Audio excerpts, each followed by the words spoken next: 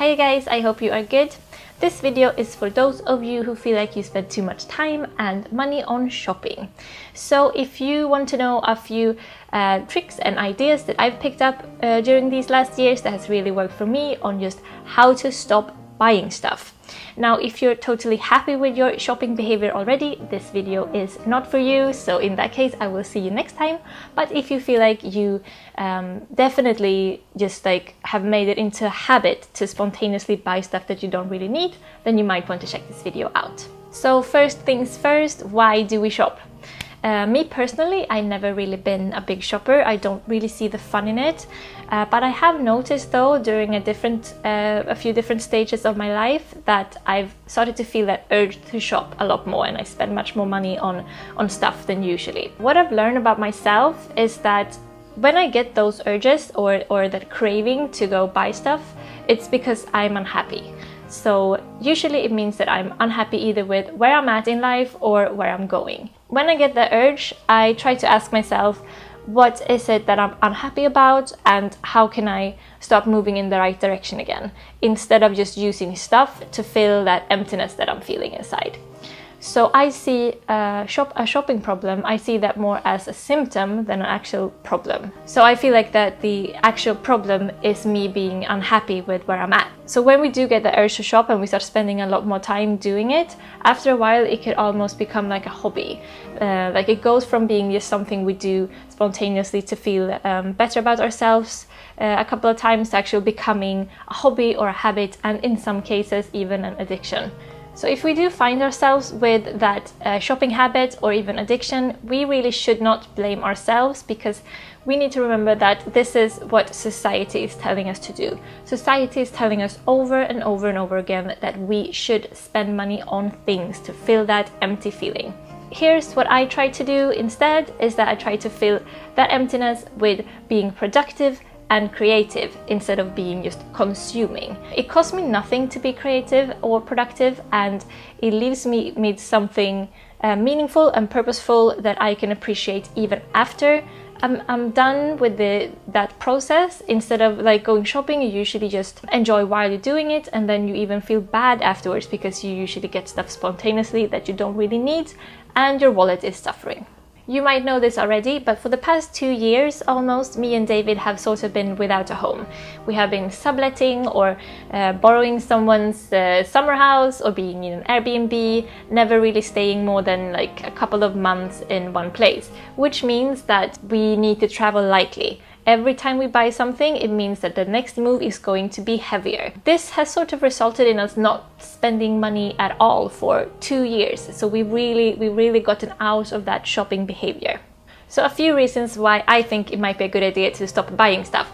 First of all, it's nice to have a home that isn't totally cluttered with stuff. It makes me feel calmer, more relaxed, I'm more productive, and it's beautiful to look at. Also, just stepping out of that consumerism society, not using stuff instead of other feelings, not filling that void with products. And of course, for the environment, we use way too much resources as it is, so we shouldn't really buy more stuff than we really need.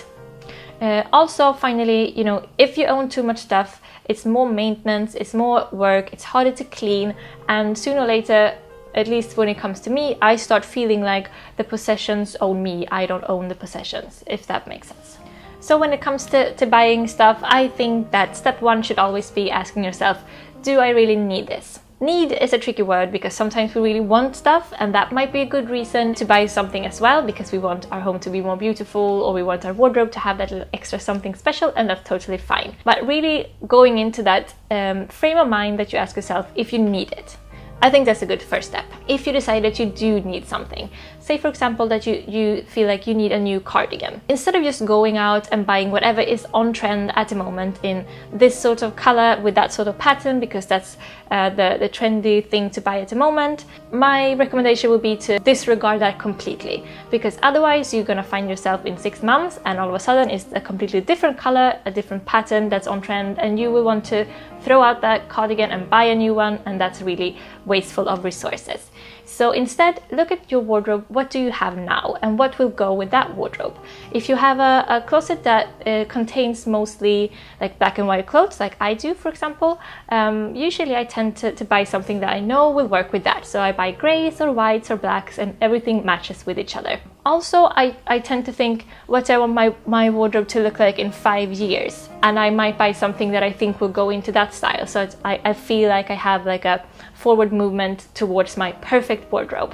So I try to usually find like basic stuff, but with a sort of unique touch to it. I feel like that's the way to do modern, but still like very something that you can grow with for years, so that you only have to buy one cardigan every 3 years instead of every 6 months. When you find a cardigan that you want, a good idea might be to ask yourself, would I buy this if it cost me 3 times as much?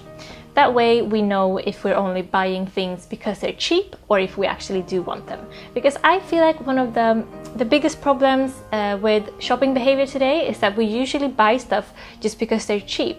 And if they're cheap enough, then we don't really have to ask ourselves if we really need it, because we can always go like, oh, you know, I might not need it, but I might not wear it, but it's so cheap, so it doesn't really matter, it's not gonna hurt me that much. And we end up with tons of stuff that we never use or don't really want. If you feel like shopping is a problem for you and you buy too much stuff, it might be a good idea to have some sort of rule.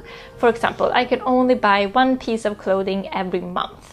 That way you need to prioritize. What do I need the most? Also, instead of buying, maybe if you're now buying 5 or 6 pieces of clothing every month, if you're only buying 1, you can make it 3 or 4 times as expensive and still save money on all the other stuff you're not buying. So you get good quality that you can wear for years, you get fewer stuff, and you get something that you really want and really need because you prioritize. So if, in your own opinion, your home is already too full of stuff, another way to look at shopping might be to, you know, every time you find something new that you want to buy, you have to get rid of something else. So if you, for example, go find a new beautiful copper pot that you want to get for your kitchen, you are going to have to ask yourself, if I buy this, I'm going to get rid of another pot, is it worth it? Is this pot better than the one I have at home already? Because I'm going to have to give 1 pot away to charity or whatever when I get home. That way you really need to prioritize, and it means that every time you buy something, it's actually going to improve your life.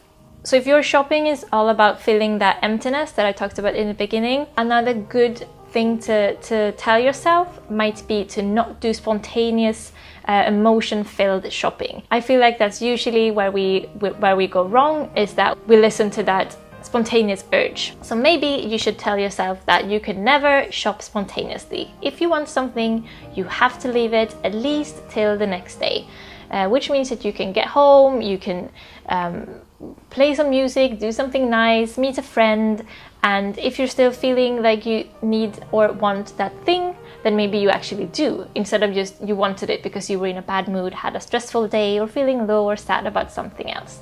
So don't do the emotional sad shopping. Do it when you're calm and happy and you have thought about it for at least 24 hours. Those were my few tips and tricks that I try to incorporate into my own life. I hope that you find them helpful too. I've written a blog post a while back with my top 3 movies that will want to make you become a minimalist and just stop buying stuff. So if you feel like you want more inspiration, I will put a link to that blog post in the description box below this video. Oh, and if you have any tips that you want to share that has been helpful to you in overcoming a shopping problem and you feel like I've missed something, please tell me about it in the comments below. I would love to hear your ideas and thoughts and experiences. So just to summarize a little bit, I do believe that, all these tips and tricks aside, the most important thing you can do to feel happy and fulfilled is to be creative and productive. At least that's how it works for me. So instead of doing all that consuming, go do something that you feel is worth your while. Go write some music, go do a painting, dance, do something that you feel like you've actually created something today. If you like this video, it would mean the world to me if you wanted to give it a big thumbs up and subscribe to my channel if you haven't already, to make sure that we will see each other next time. Yeah, I will see you in the comments below, I guess. Have a good day, guys. Bye!